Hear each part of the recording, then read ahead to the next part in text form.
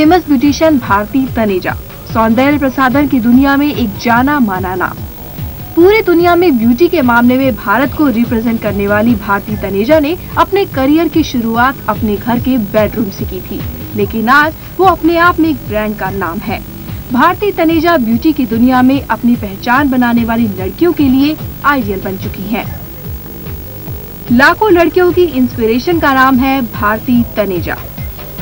I was very small, very young. तब से मैं used to do makeups and for everyone. So beauty was inside, you know. So that was my hobby, and I liked to do everything like this. मुझे जब मैं teacher बन भी गई, उस वक्त भी I used to do makeups and hairstyles for all my friends, my colleagues. In my family, they never allowed me to become a beautician. I never wanted to go into beauty. This line was not liked because at that time nobody used to like this line.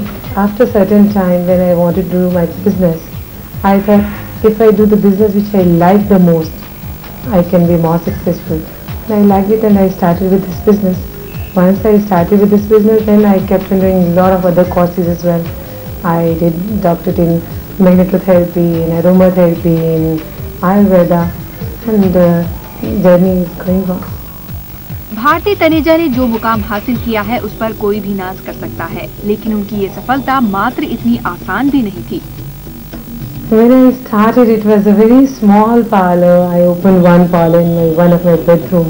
So definitely clients won't come like that. I never had money to give the ads, and that time it started with a very, very small parlor. But later on, first of all, my husband, at that time my husband never wanted me to go in this line. So he told me not to go, but later on my mother-in-law also helped, and my husband also started helping me. Now we both are in a complementary business. Now I don't have problem, but in the starting definitely you have to do a lot of hard work. I was alone. I did a lot. I used to start at early in the morning, sometime 5 o'clock. I had to start my clinic or my parlor. That was a tough time when you start a business from the scratch. Once you start running, once you have your 1 or 2 parlors, making 10 is not a problem. But to get successful in the starting is always a difficult one. Yeah, when I got my first award from Bombay, that was for beauty and best in beauty in 1992. So that was the best moment, because at that time I could never imagine that I am getting that kind of award, because I started in 88. It was very small time till that. Within 4 years you get that kind of award, you really feel good. I have one big dream, that is I want to open my institutes everywhere in the world. I want to have a global kind of institute, which we already started with it. And we want to go international. I want that everybody in the world should come to us rather than going abroad. People should definitely come to us to learn the courses, learn about beauty, hair, everything from us. So that's our dream, and we are working on that. I want to give franchises. Already my franchises are on.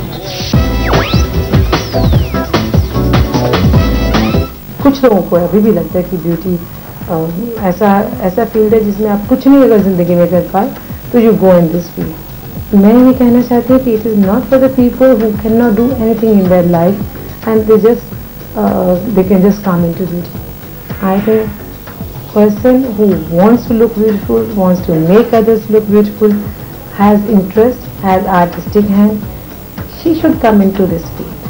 That's very important. If you have interest, you have aptitude for beauty, then only come into this field.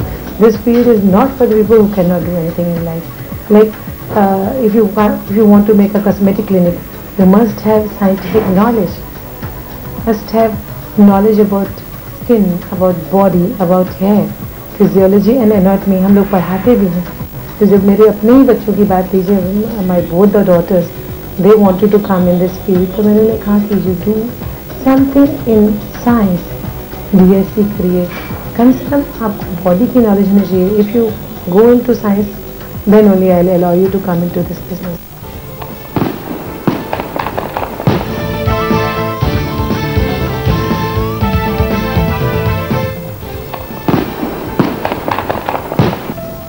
साथ लड़कियों ने भी radio jockey के तौर पर अपनी एक अलग पहचान बना ली है।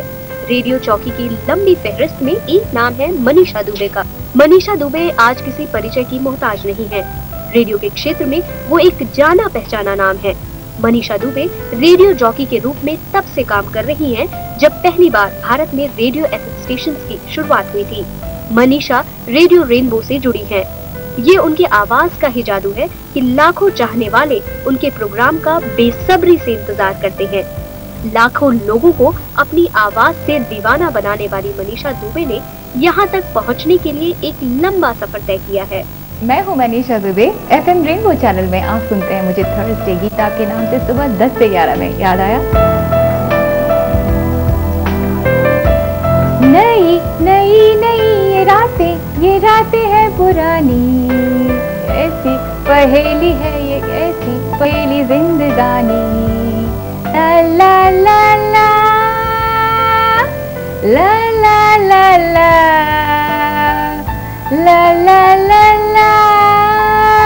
ला ला ला। स्कूल कॉलेज में डिबेट कंपटीशन में बहुत हिस्सा लेती थी और हमेशा प्राइज भी जीतती रहती थी, तो मुझे बोलने का बहुत कॉन्फिडेंस था। मुझे माइक्रोफोन से मेरी दोस्ती थी और मुझे क्राउड फियर नहीं था।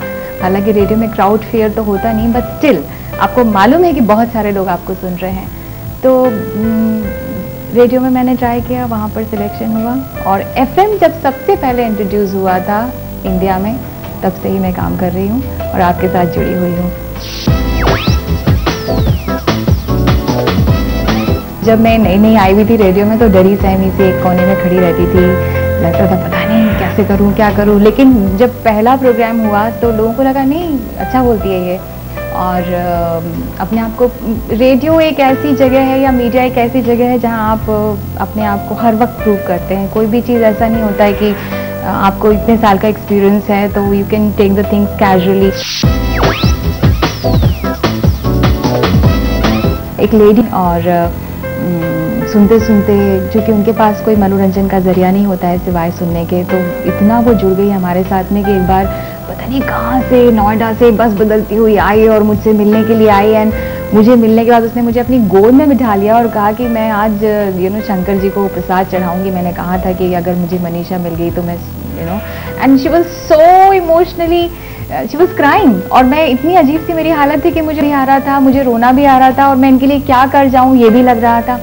ब्रीफ में बताऊंगी, मैं एक लड़की थी जो जिसको पोलियो था, 16 साल की लड़की थी, वो बहुत हार चुकी थी ज़िंदगी से। तो हम अक्सर चिट्ठियाँ भेजती थी और मैं उसको इनकरेज करती थी।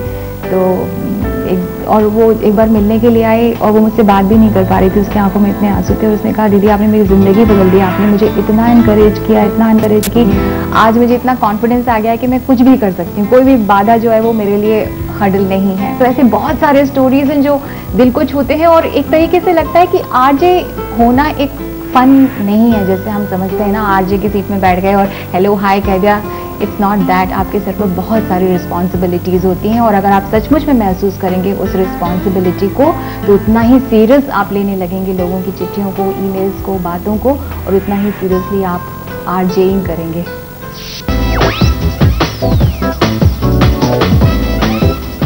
लोग पहले कहते थे कि टेलीविज़न के आने के बाद रेडियो ख़त्म हो जाएगा, लेकिन ऐसा हुआ नहीं और आगे भी, क्योंकि एंकर्स पर ही डिपेंड करता है कि वो कितना पब्लिक को अपनी ओर बांधे रखती है।